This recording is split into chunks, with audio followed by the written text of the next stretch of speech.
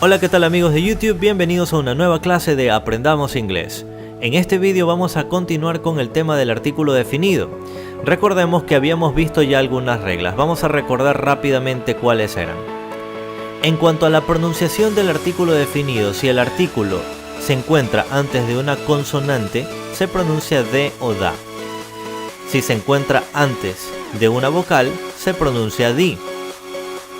También vimos que sí se usa el artículo definido cuando vayamos a especificar algo o a determinarlo. También vimos que sí se usa el artículo definido si las personas que participan en el diálogo saben de qué se está hablando. También vimos que no se usa el artículo definido si hablamos de algo en forma generalizada.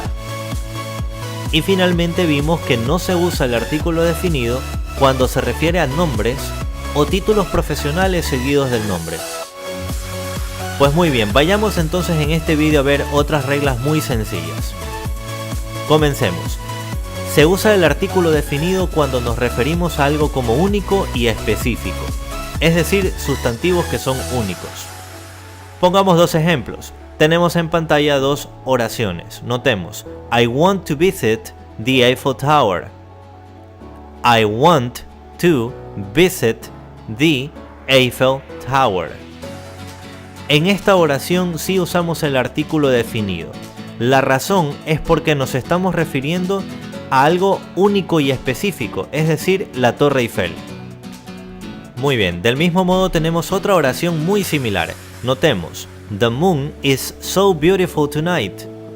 The moon is so beautiful tonight. Aquí en esta oración también estamos usando el artículo definido porque recordemos que la regla decía que usamos el artículo definido cuando nos referimos a algo como único y específico. Por lo tanto, aquí, ya que nos estamos refiriendo a la luna, que es única, y la estamos especificando como tal, entonces sí usamos el artículo definido. Muy bien, pasemos a otra regla de el uso del artículo definido. Notemos: se emplea el artículo definido antes de algunos sustantivos gentilicios. Cuando queremos, por ejemplo, referirnos a los habitantes de un determinado país. Notemos: The English like going to the theater. The English like going to the theater. Notemos, en esta oración estamos especificando o refiriéndonos a personas de un determinado país. Por lo tanto, aquí sí usamos el artículo definido. Ya que nos estamos refiriendo a personas de Inglaterra, usamos el artículo. La segunda oración es muy similar. Notemos: The Spanish are very polite. The Spanish are very polite. En esta oración también estamos especificando y refiriéndonos a personas de España. Por lo tanto, sí usamos el artículo definido. Recordemos: se emplea el artículo cuando nos referimos a los habitantes de un determinado país. Bien, veamos otra forma u otra regla que dice que debemos usar el artículo definido cuando nos referimos a instrumentos musicales y bailes. Muy bien, cuando nosotros nos vayamos a referir a instrumentos musicales, debemos usar el artículo definido. Notemos: the piano, the guitar. Del mismo modo, tenemos que usar el artículo definido cuando nos referimos a bailes. Por ejemplo, the tango. Muy bien.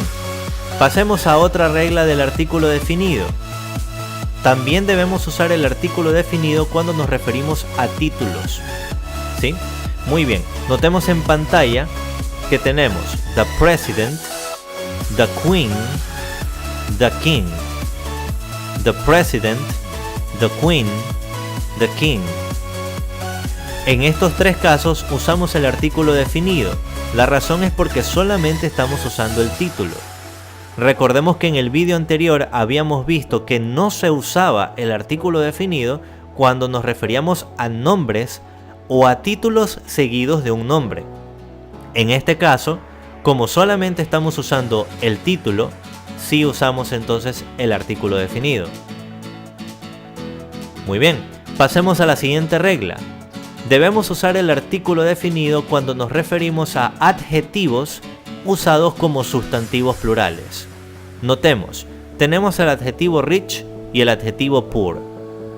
Ambos en estas oraciones están siendo usadas como sustantivos.